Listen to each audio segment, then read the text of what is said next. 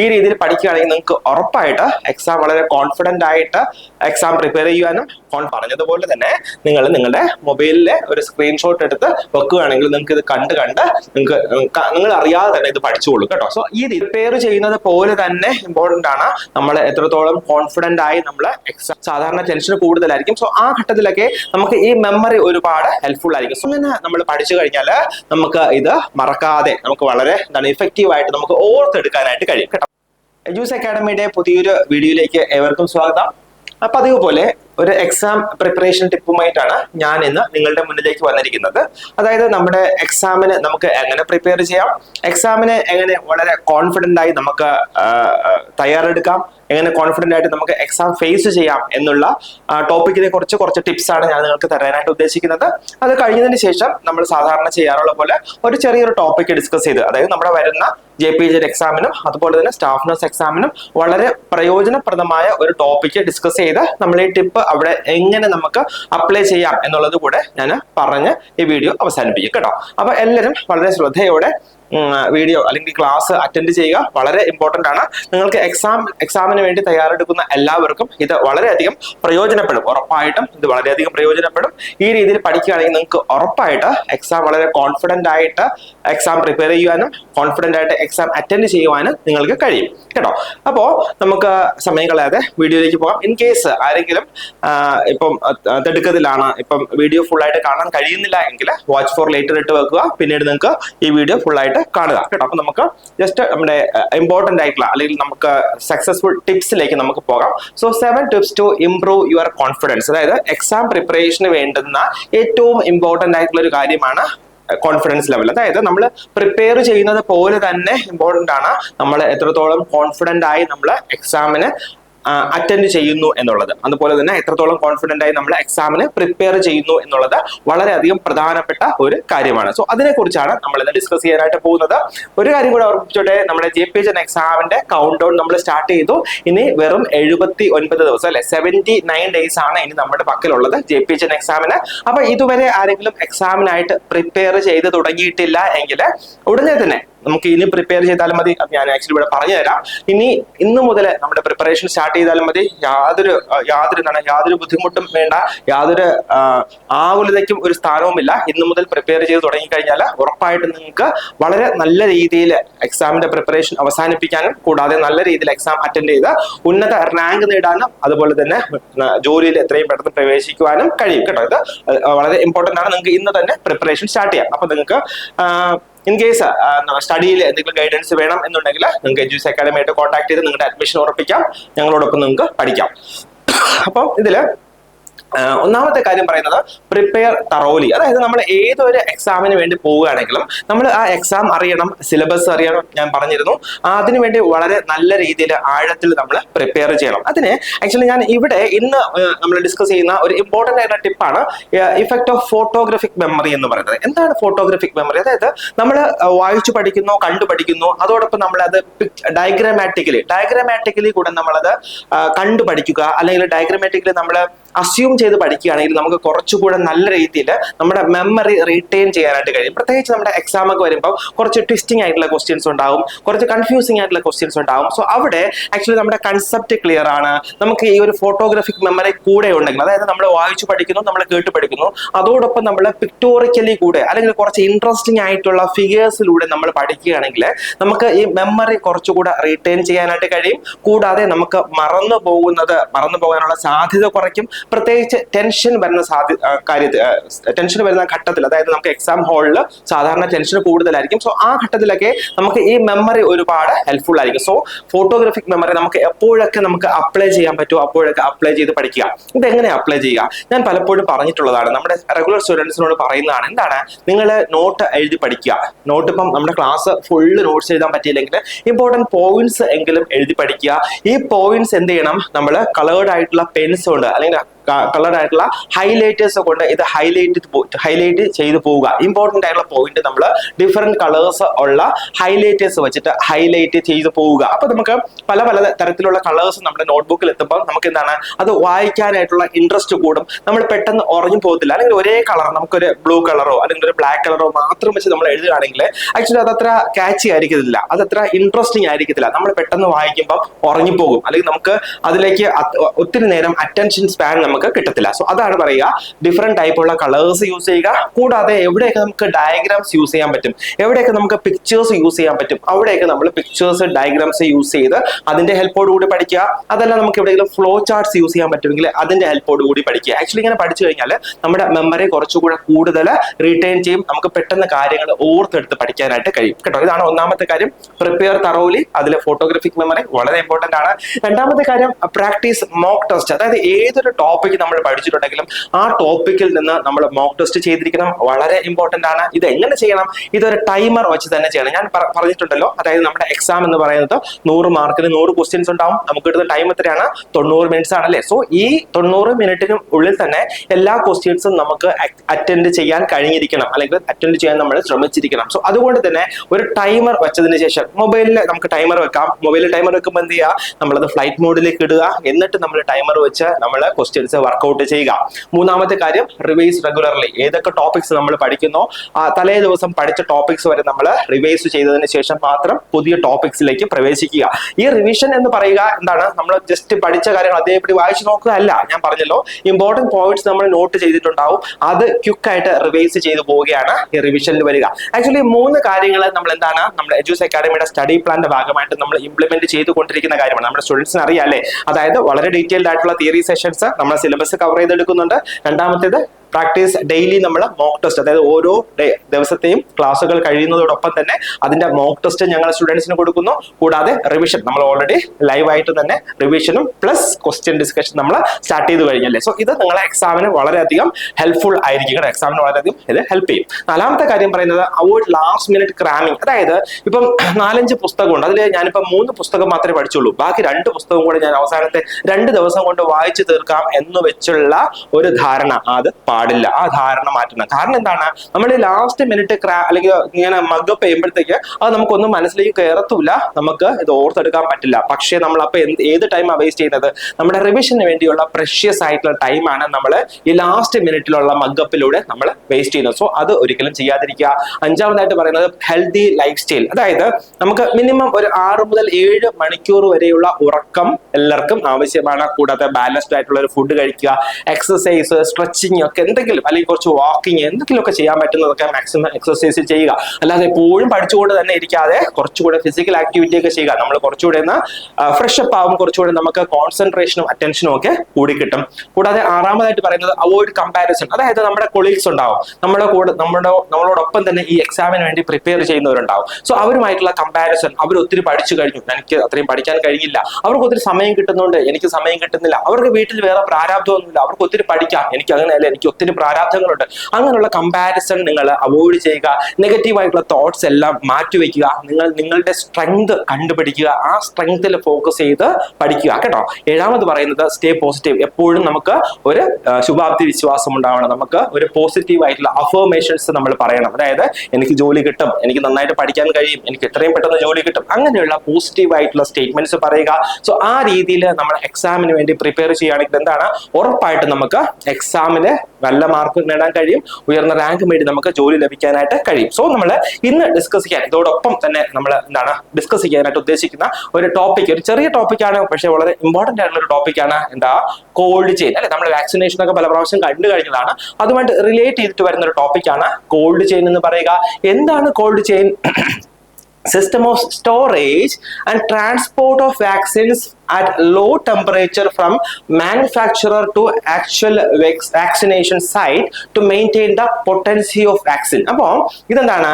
ഇതൊരു system of storage ആണ്. ഈ കോൾഡ് ചെയിൻ എന്ന് പറഞ്ഞു കഴിഞ്ഞാൽ അതൊരു സിസ്റ്റം ഓഫ് സ്റ്റോറേജ് ആണ്. ഒന്ന് നമ്മൾ പ്രോപ്പറായിട്ട് സ്റ്റോർ ചെയ്യുന്നു, അല്ലെങ്കിൽ റെക്കമെൻഡഡ് ടെമ്പറേച്ചറിൽ നമ്മൾ സ്റ്റോർ ചെയ്യുന്നു. കൂടാതെ അതേ ടെമ്പറേച്ചറിൽ അല്ലെങ്കിൽ റെക്കമെൻഡഡ് ടെമ്പറേച്ചറിൽ തന്നെ നമ്മൾ എന്ത് ചെയ്യുന്നു? ട്രാൻസ്പോർട്ട് ചെയ്യുന്നു. എവിടെ നിന്ന് എവിടേക്ക് ട്രാൻസ്പോർട്ട് ചെയ്യുന്നു? From manufacturer. എവിടെ നിന്നാണോ ഇത് ഉത്പാദിപ്പിക്കപ്പെടുന്നത് അവിടെ നിന്ന് to the actual vaccination site, അത് PHC ആയിക്കോട്ടെ, സബ് സെന്റർ ആയിക്കോട്ടെ, അവിടേക്ക് ഇതിനെ അതിന്റെ പൊട്ടൻസി ഒന്നും നഷ്ടപ്പെടാതെ തന്നെ ട്രാൻസ്പോർട്ട് ചെയ്യുന്ന സിസ്റ്റത്തിനാണ് നമ്മൾ എന്ത് പറയുന്നത്, നമ്മൾ കോൾഡ് ചെയിൻ എന്ന് പറയുന്നത് കേട്ടോ. ഇമ്പോർട്ടന്റ് ആണ്. Next, based on the heat sensitivity, vaccines are grouped into 6 categories. അതായത് നമ്മുടെ ആക്ച്വലി ഈ ഹീറ്റ് സെൻസിറ്റിവിറ്റി അനുസരിച്ച് വാക്സിൻസിനെ 6 ആയിട്ട് ഗ്രൂപ്പ് ചെയ്തിട്ടുണ്ട്. അത് actually group A to F. അതായത് ഗ്രൂപ്പ് A എന്ന് പറഞ്ഞാല് മോസ്റ്റ് സെൻസിറ്റീവ് ടു ഹീറ്റ്, അതായത് ചൂട് എക്സ്പോസ് ആയി കഴിഞ്ഞാൽ ആ വാക്സിന്റെ പൊട്ടൻസി നഷ്ടപ്പെടുന്നു കേട്ടോ. അതാണ് ഈ മോസ്റ്റ് സെൻസിറ്റീവ് ടു ഹീറ്റ് എന്ന് പറയുക. അപ്പൊ എല്ലാവർക്കും അറിയാല്ലേ മോസ്റ്റ് ഹീറ്റ് സെൻസിറ്റീവ് ആയിട്ടുള്ള വാക്സിൻ ഏതാണ്? Oral polio vaccine. നമ്മൾ പോളിയോ തുള്ളി മരുന്ന് കൊടുക്കുമല്ലോ. സോ OPV ആണ് മോസ്റ്റ് സെൻസിറ്റീവ് ടു ഹീറ്റ്. അതായത് ഈ കോൾഡ് ചെയിനിൽ ഉള്ള ടെമ്പറേച്ചർ അല്ലെങ്കിൽ റെക്കമെൻഡഡ് ആയിട്ടുള്ള ടെമ്പറേച്ചറിൽ നമ്മൾ ഈ വാക്സിൻ കീപ്പ് ചെയ്തില്ല എങ്കിൽ ഇതിന്റെ പൊട്ടൻസി നഷ്ടപ്പെടുന്നു കേട്ടോ. ലൈക് നെക്സ്റ്റ്, അത് ABCDEF അങ്ങനെ പറഞ്ഞ് പല ക്ലാസിഫിക്കേഷൻസ് ഉണ്ട്. സോ ഇമ്പോർട്ടന്റ് ആയിട്ട് പറയുന്നത് ഒന്ന് most sensitive to heat OPV ആണ്. ലീസ്റ്റ് സെൻസിറ്റീവ് ടു ഹീറ്റ്, അതായത് നമ്മൾ കൂടിയ ടെമ്പറേച്ചറിലേക്ക് എക്സ്പോസ് ചെയ്ത് കഴിഞ്ഞാലും ഇതിന്റെ പൊട്ടൻസിക്ക് വലിയ മാറ്റം വരുന്നില്ല. അത് ഏതൊക്കെ വാക്സിൻ ആണ്? ഹെപ്പറ്റൈറ്റിസ് ബി, കൂടാതെ ഹീമോഫിലസ് ഇൻഫ്ലുവൻസ ബി കേട്ടോ. Hepatitis B and Hib vaccine നമ്മൾ പറയത്തില്ലേ, ഹീമോഫിലസ് ഇൻഫ്ലുവൻസ ബി. സോ ഇത് ഗ്രൂപ്പ് F വാക്സിൻ ആണ്. Then vaccines sensitive to light, അതായത് പ്രകാശത്തിന് സെൻസിറ്റീവ് ആയിട്ടുള്ള വാക്സിൻ. നമ്മൾ ചില വാക്സിൻസ് ഉണ്ട്, നമ്മൾ കണ്ടിട്ടുണ്ടാവും, അത് ഡാർക്ക് കളർ ബോട്ടിൽസിലാണ് സ്റ്റോർ ചെയ്യുന്നില്ലേ. കാരണം എന്താണ്? ഈ വാക്സിന്റെ ഉള്ളിലേക്ക് വെളിച്ചം വന്നു കഴിഞ്ഞാൽ ഇതിന്റെ പൊട്ടൻസി നഷ്ടപ്പെടും. സോ അങ്ങനെയുള്ള വാക്സിൻസ് ആണ് വാക്സിൻസ് സെൻസിറ്റീവ് ടു ലൈറ്റ്. നിങ്ങൾ നെക്സ്റ്റ് ടൈം വാക്സിനേഷൻ കാണുമ്പോൾ അല്ലെങ്കിൽ വാക്സിനേഷൻ എടുക്കുമ്പോൾ ഒന്ന് ശ്രദ്ധിക്കണം കേട്ടോ. അതായത് BCG വാക്സിൻ കേട്ടോ, BCG, then measles, rubella, MMR, ഇതൊക്കെ എന്താണ്? ലൈറ്റ് സെൻസിറ്റീവ് ആയിട്ടുള്ള വാക്സിൻസ് ആണ്. BCG, measles, rubella, then MMR, ഇതെല്ലാം ലൈറ്റ് സെൻസിറ്റീവ് ആയിട്ടുള്ള വാക്സിൻസ് ആണ്. ദെൻ നമ്മൾ പറയാൻ പോകുന്നത് ഈ കമ്പോണൻസ് ഓഫ് കോൾഡ് ചെയിൻ കേട്ടോ. കോൾഡ് ചെയിന്റെ കമ്പോണൻസ് എന്തൊക്കെയാണ്? സോ ഒന്നാമതായിട്ട് പറയുക, ഇത് ഡിഫറെന്റ് ടൈപ്സ് ആണ്. ഒന്ന് വാക്ക് ഇൻ ഫ്രീസർ എന്ന് പറഞ്ഞാൽ എന്താണ്? നമുക്ക് കണ്ടേ, അത് ഞാൻ പറഞ്ഞ നമ്മൾ ഡയഗ്രാം കണ്ടുപിടിച്ചോളൂ. ഇതെന്താണ്? വാക്ക് ഇൻ ഫ്രീസർ എന്ന് പറയുമ്പോൾ എന്താണ്? അതൊരു വലിയ ഒരു ഫ്രീസർ ആണ്. അതിലേക്ക് നമുക്ക് വേണമെങ്കിൽ നടന്ന് തന്നെ പോകാം കേട്ടോ. ഇത് ആക്ച്വലി ഒരു റൂം പോലെ ഉണ്ടാക്കിയിരിക്കുന്ന ഒരു ഫ്രീസർ ആണ് വാക്ക് ഇൻ ഫ്രീസർ എന്ന് പറയുക. Maintain temperature of -15 to -25 degree Celsius കേട്ടോ. അതായത് -15 മുതൽ -25 ടെമ്പറേച്ചർ വരെ മെയിൻറ്റെയിൻ ചെയ്യാൻ കഴിയുന്ന ഫ്രീസേഴ്സിനാണ് നമ്മൾ വാക്ക് ഇൻ ഫ്രീസേഴ്സ് എന്ന് പറയുക. എന്തിനാണ് ഇത് യൂസ് ചെയ്യുക? To prepare ice pack and to store OPV. Ice packs ഉൽപ്പാദിപ്പിക്കാനും കൂടാതെ ഈ OPV oral polio vaccine store ചെയ്യാനുമാണ് നമ്മൾ ഈ വാക്ക് ഇൻ ഫ്രീസേഴ്സ് യൂസ് ചെയ്യുന്നത്. നെക്സ്റ്റ്, ഈ ഡയഗ്രത്തിൽ കാണുന്ന പോലെ എന്താണ്? വാക്ക് ഇൻ കൂളേഴ്സ് കേട്ടോ. അതായത് ഫ്രീസേഴ്സിന്റെ തൊട്ട് താഴെയുള്ള, അത്രയും ടെമ്പറേച്ചർ വേണ്ട, അതിനേക്കാളും തൊട്ട് താഴെയുള്ള സംഗതിയാണ് എന്ത്?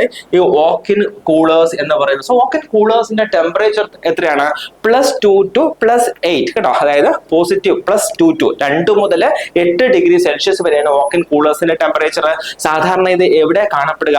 റീജിയണൽ ലെവലിൽ വാക്സിൻസ് ഒരു 3 മാസം വരെയൊക്കെ സ്റ്റോർ ചെയ്യാനായിട്ട് നമ്മൾ വാക്ക് ഇൻ കൂളേഴ്സ് ആണ് യൂസ് ചെയ്യുക. നെക്സ്റ്റ് വരുന്നതാണ് ഡീപ് ഫ്രീസേഴ്സ്. ഈ ഡയഗ്രത്തിൽ കാണുന്ന പോലെ നമുക്ക് ഇവിടെ തന്നെ കാണാം. ഡീപ് ഫ്രീസേഴ്സ് എന്താണ്?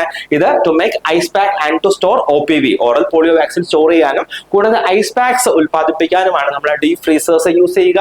ഇതിന്റെ ഓപ്പണിംഗ് ടോപ്പിലാണ് ഇതിന്റെ ഓപ്പണിംഗ് വരിക.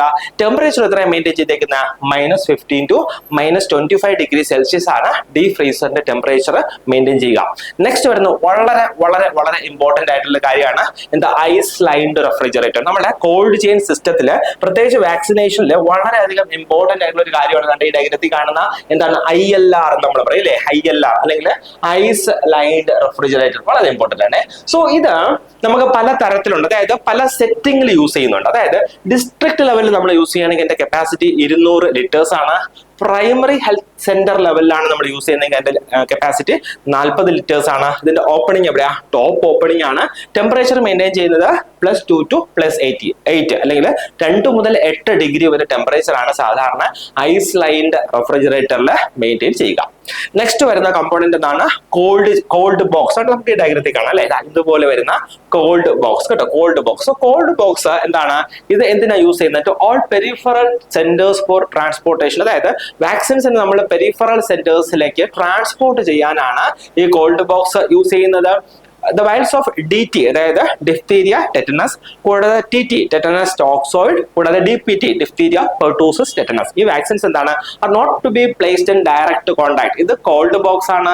സോ ഇതിന് എന്താണ് ഐസുമായിട്ട് കോൺടാക്ട് വരുന്ന തരത്തിൽ നമ്മൾ ഈ കോൾഡ് ബോക്സിനകത്ത് ഈ വാക്സിൻസ് കീപ്പ് ചെയ്യാനായിട്ട് പാടില്ല കേട്ടോ. നെക്സ്റ്റ് വരുന്നത് വാക്സിൻ കാരിയേഴ്സ്. നിങ്ങൾ എല്ലാവരും കണ്ടിട്ടുണ്ട് അവരുതാണ്ട് ഇങ്ങനെ ഒരു സംഭവം വാക്സിൻ കാരിയേഴ്സ് കേട്ടോ. നമ്മൾ ആക്ച്വലി ഇത് ഈ ഒരു കൺസെപ്റ്റ് മനസ്സിലാക്കി പഠിച്ചു കഴിഞ്ഞാൽ എളുപ്പമാണ്. വാക്സിൻ കാരിയേഴ്സ് ആണ്. ഇതിനെന്താ സംഭവം? ഒരു 4 ഐസ് പാക്സ്. ഇത് ഐസ് പാക്സ് അല്ലെ, ഇത് ഐസ് പാക്സ് ആണ്. അപ്പം 4 വശത്തും അതിന്റെ ചുറ്റിലും എന്താണ് ഓരോ ഐസ് പാക്സ്, അങ്ങനെ 4 ഐസ് പാക്സ് വെച്ചിട്ടുണ്ട്.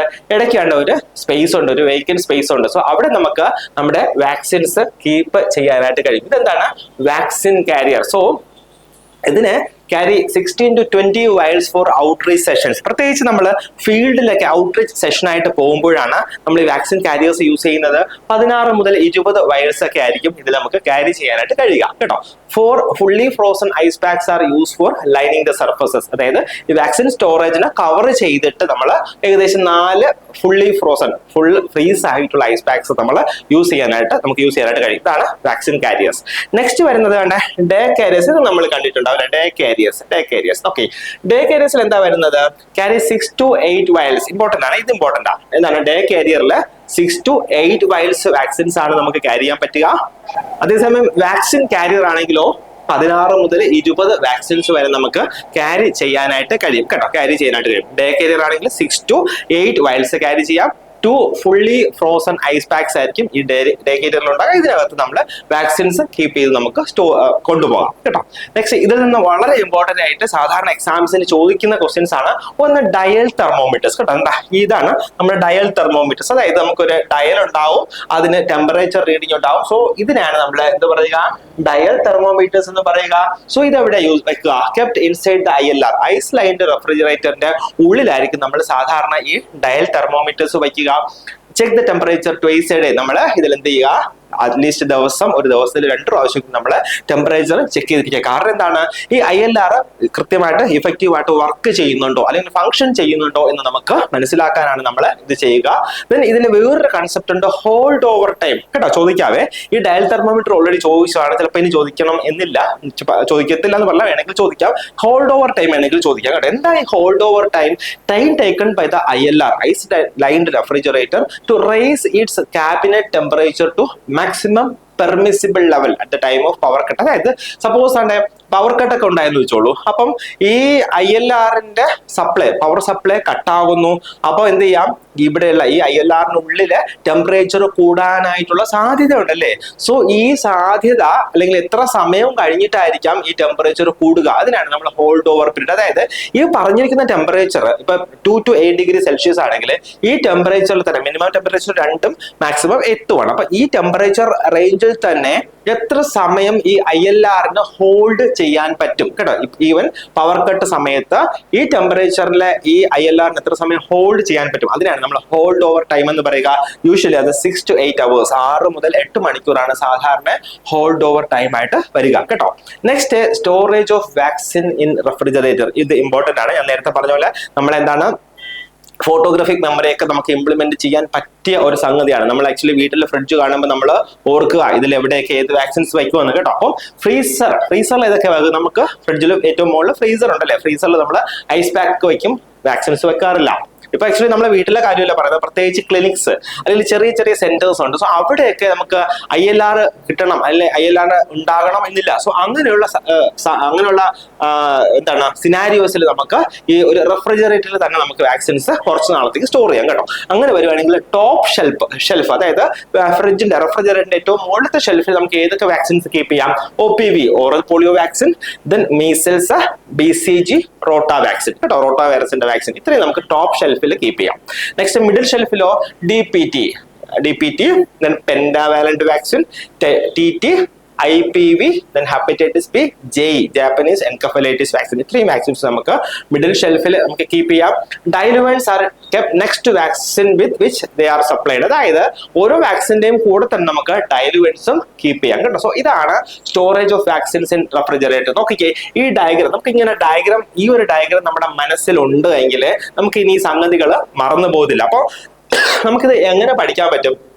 അണ്ട് നിങ്ങൾ ഇതിന്റെ തന്നെ ഒരു സ്ക്രീൻഷോട്ട്, ഈ യൂട്യൂബിൽ നിന്ന് തന്നെ ഇതിന്റെ ഒരു സ്ക്രീൻഷോട്ട് എടുക്കുക, നിങ്ങളുടെ മൊബൈലിൽ കീപ്പ് ചെയ്യുക കേട്ടോ. ഞാൻ തന്നെ മാറിത്തരാം. ഒരു സ്ക്രീൻഷോട്ട്, ഈ ഒരു ഡയഗ്രത്തിന്റെ ഒരു സ്ക്രീൻഷോട്ട് എടുക്കുക, നിങ്ങൾ മൊബൈലിൽ കീപ്പ് ചെയ്യുക. ഇടയ്ക്ക് നിങ്ങളുടെ ഗാലറി ഓപ്പൺ ചെയ്ത് നിങ്ങൾ ഫ്രീ ആയിട്ടിരിക്കുന്ന സമയത്ത് എന്ത് ചെയ്യുക, ജസ്റ്റ് ഒന്ന് നോക്കുക. ജസ്റ്റ് ഒന്ന് നോക്കി ഇതൊക്കെ ഓരോ വാക്സിൻസും എവിടെ വെച്ചേക്കുക എന്ന് നോക്കി പോയി കഴിഞ്ഞാൽ ഇത് നിങ്ങൾ മറക്കത്തില്ല. പിന്നെ നിങ്ങൾ വീട്ടിൽ പോയിട്ട് ഫ്രിഡ്ജ് കാണുമ്പോൾ നിങ്ങൾ ഡോറൊന്ന് ഓപ്പൺ ചെയ്തിട്ട് എന്താണ് നോക്കുക, ഈ ഇന്ന വാക്സിൻസ് എവിടെയായിരിക്കും പ്ലേസ്മെന്റ് വരിക. സോ അങ്ങനെ നമ്മൾ പഠിച്ചു കഴിഞ്ഞാൽ നമുക്ക് ഇത് മറക്കാതെ നമുക്ക് വളരെ എന്താണ് ഇഫക്റ്റീവ് ആയിട്ട് നമുക്ക് ഓർത്തെടുക്കാനായിട്ട് കഴിയും കേട്ടോ. അപ്പം ഫ്രിഡ്ജിനകത്ത് എങ്ങനെയാണ്, ഈ ഫ്രീസിംഗ് കമ്പാർട്ട്മെന്റിനകത്ത് സാധാരണ ഐസ് പാക്സ് മാത്രമേ വരുന്നുള്ളൂ.